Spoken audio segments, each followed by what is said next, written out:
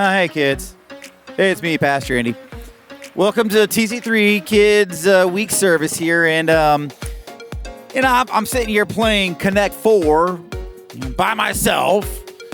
I mean, board games were not really meant to be played, by yourself. They were meant to be played with your friend or friends, all these, groups of people. But doing something like this, man, it doesn't make any sense. I mean, can you imagine trying to play Twister by yourself, or Battleship, or even like video games are good, right? You can play a video game by yourself for a little while, but they're so much better when you play them online with people.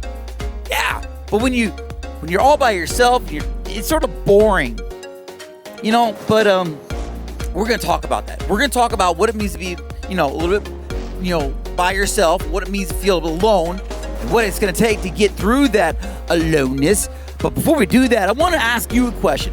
What is a favorite board game of yours? What is a game that you love to play when you have a group of people, either like two or more of you all together? What's a favorite board game that you love to play? Not a video game, but something actual, like right there in front of you on the floor, or something, maybe a board game you made up. Think about it for like 60 seconds and talk about it with the people around you. You know what? I want to know what you think. All right, so I'll see you back here in like 1 minute.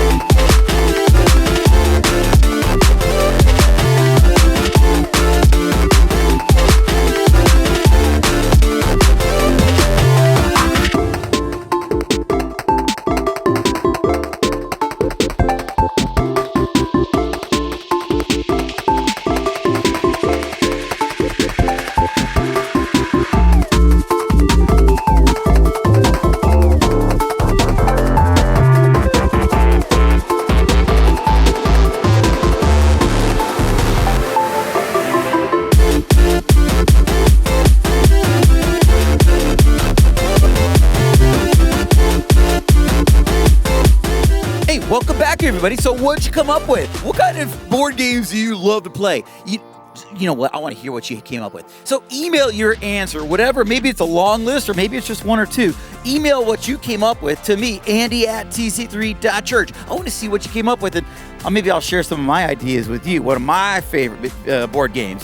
But hey, I am loving this, guys. To welcome back as we get to continue our series here called Power Up, where we're going to power up ourselves and level up our game in God, as God calls us to, with different kind of attributes and things that we could use to help move us forward in our faith with God.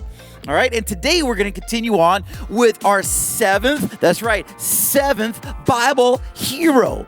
That's right, and today is a really special one. Oh yeah, it's unlike any other because, well, first of all, it's a girl. That's right. We're going to be looking at a female here, a lady named Esther. Now, Esther is a wonderful story. She actually has an entire book of the Bible in her name, in the Bible, in the Old Testament. And we're going to read from some of that, of course, but before we get there, you got to know a little bit of the backstory. You see, Esther was part of the country of Israel. She was an Israelite. She was a Jew, all right? And because she was a Jew, a lot of people didn't like the Jews. Now, there was a king in the land. He was the king of Persia, King Xerxes, and his name starts with the letter X. Okay, so it's sort of weird already from the beginning. But the king of Persia, King Xerxes, was a lonely man. He had a wife, then he lost his wife. And he said, you know what? I want another wife.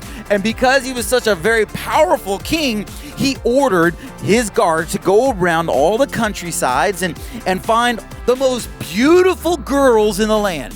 And so they did that. The soldiers went around and they grabbed all of the most beautiful girls they could find from all the land. And guess what? One of them was, of course, was Esther. Now, Esther kept her identity as a Jew a secret. She thought that if the king of Persia, who wasn't Jewish, who wasn't part of God's people, then she might be killed. So she kept her identity a secret. And so because it was a secret, she went into this king's court. And they went through this whole preparation process. And every girl, one by one, was presented in front of King Xerxes. Now, the king said, nope, nope, nope, nope. And then it came down to Esther. And Esther was sort of like, well, he didn't like any of those. I probably don't have a chance anyway. So Esther came and stood in front of her. And he was like, whoa, look at you. You're very special. I'm going to marry you. You're going to be my queen. Hey, congratulations. Now, Esther's like, wow, what did I just get myself into? Can you imagine how much courage she had to have to be able to stand up in front of the king, first of all, and then hide her identity? And now that she's the queen, she's going to be the queen. She is now the queen of Persia under the King Xerxes. She's Jewish. That's sort of... That's a little bit scary right there, isn't it? It's going to be a little scary for her. Now, there's two more characters you need to know about. One of them is a guy named Haman. Haman was one of the King Xerxes' top advisors. He was one of those powerful guys who's sort of a snooty kind of guy. And he believed, you know what? I believe that I am more powerful than everybody else under King Xerxes. I am pretty awesome. This Haman guy, he was sort of a snob, and he didn't like the Jews because one day there was a Jewish man who sort of got in his way, and this Jewish person refused to bow down to Haman. And because he didn't bow down to him, because he said, I will not bow down to you, I only bow down to God. And Haman didn't like that, so he said, I'm going to get back at these Jews. And he got King Xerxes to sign in a law. It's a true story, and this is all history that everybody knows about because it's true. It's right there. Everybody was there. It's witnessed. So he got King Xerxes to make a law that all the Jews were to be... Yeah. All the Jews in the land were going to be killed. Now, this guy's name... that we're talking about, this man who got in the way of Haman, his name is Mordecai. Now, Mordecai just happens to be the uncle of Esther. Now, nobody knows this. Of course, everybody knows that Mordecai is a great Jewish man. He's a great Jewish leader, leader of the Jews. But nobody knew that Esther was like a relative of his, and they didn't. Nobody knew that Esther was Jewish. And here comes a law that the king's going to start signing in, saying all the Jews have to be killed.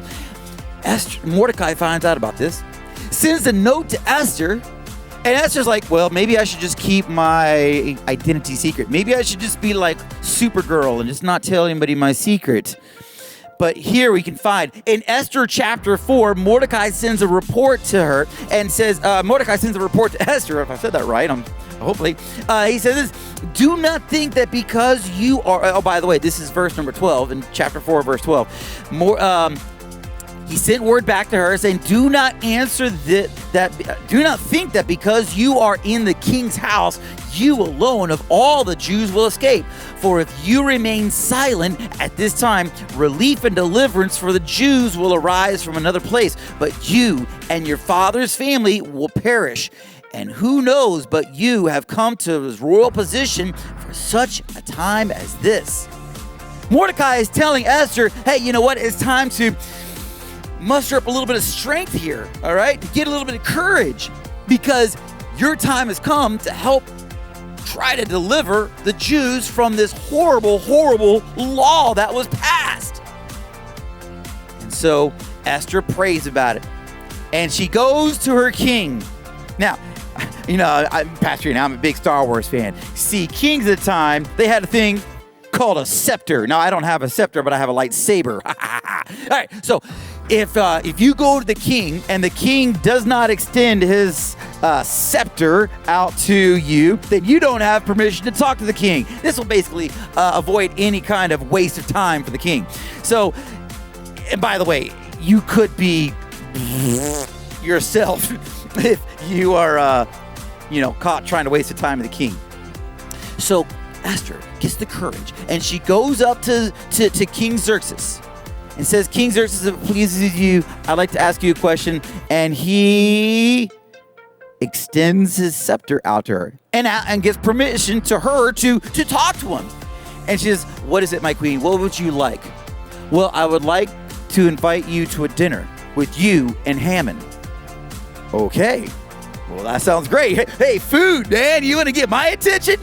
Invite me over for dinner sometime. I'll be there, okay? So, of course, there's a dinner. And you would think that maybe Esther would get up and say, oh, king, oh, my king, Haman is trying to kill all of us, blah, blah, blah. She doesn't. She actually keeps it a little bit of a secret still. And so she just doesn't feel confident to go and tell the king the truth.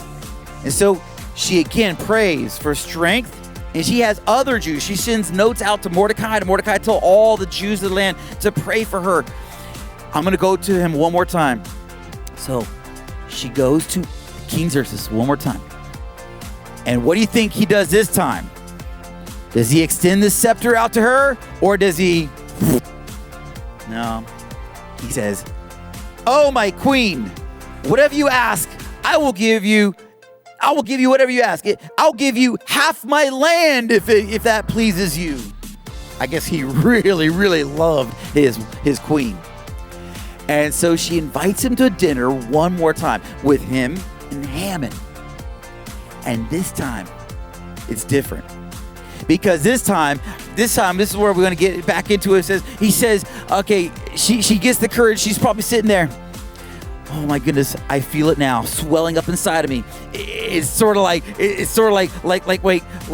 Luke Skywalker had to go and face Darth Vader and the Emperor at the same time. You know, he didn't want to, but he had to do it. He had to face, well, can I say that Darth Vader was his father? Oh no, he had to face his father and the Emperor at the same time, and he had to have the courage to go to them to help save all his people, right? All the rebels. But this time Esther had to go to the king, say, King, if it pleases you, I need to tell you something. There is a man who wants to kill all the Jews, and I am one of those Jews. I am Jewish myself.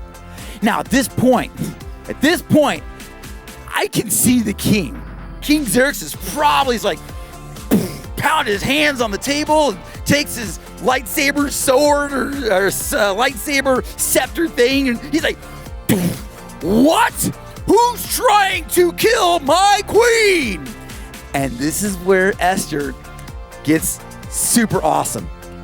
I can see her doing this whole dramatic, it's him! It's Haman! Haman has tricked you into killing all of the Jews of the land, and I am one of them. Now, this is a kids program, so I'm going to keep it a little more PG-ish. Okay, I'm not going to tell you what happened to Haman. You can read about that yourself.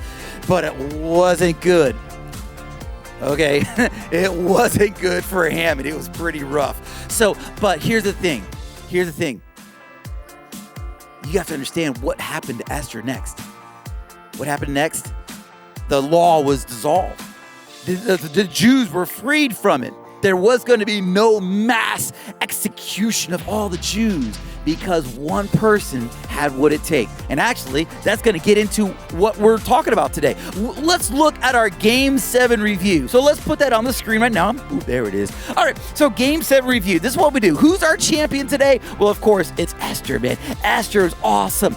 And what was her power-up? What power-up did she use to get what she needed to go forward with what she had to do? It was courage. Yeah, she had to have the courage to stand up in front of King Xerxes and stand up against the enemy, Haman, and say what she needed to say to save all the Jews. That is awesome. And ladies and gentlemen, that takes us to our bottom line of the day. What is our bottom line of the day? You are right where God needs you. That's right. You are right where God needs you. You are exactly where God wants you to be. So trust in Him. Hey, I got one more thing for you. It's called our power verse. That's right. We got a power verse, man. And we're getting close to the end. This is what it is. Let's put that on screen right now. Oh, yeah, there it is. All right, so there's our power verse. It's going to be 2 Peter 1:3. And when we look at it, this is what it looks like. So we're going to read it right now. So stand up to your feet. Stand to your feet. Go ahead, stand up. All right, well, let's read it right now. Here we go. Ready? 1, 2, 3. By his divine power, God has given us everything we need for living a godly life. We have received all of this by coming to know him, the one who called us to himself by means of his marvelous glory and excellence. 2 Peter 1:3. Now, you know we don't like to make things easier on here and easier here. So let's do this. Last week, we ended up making our picture look like this.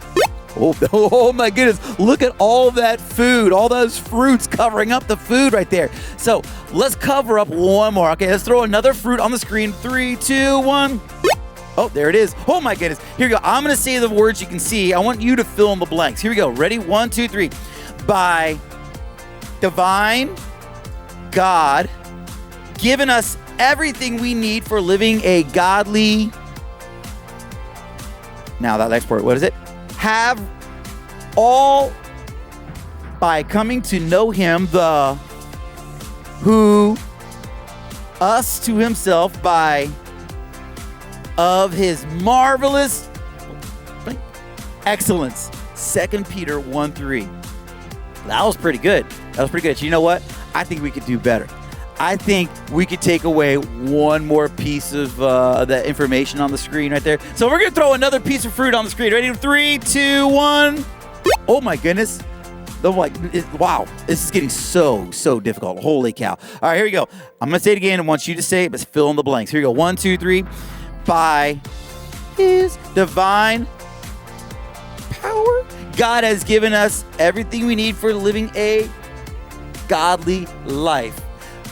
We have received all of this by coming to know him, the one who called us to himself by means of marvelous glory and excellence. 2 Peter 1:3. I got a little confusing there. I'm sorry. But, man, this is awesome. I love this. And next week, make sure you come back next week, because next week we're going to wrap up this whole thing called Power Up with one more unit, one more Bible hero, probably the biggest, most important Bible hero ever, of all time. So make sure you come back. Until then, I'll see you then. Bye-bye.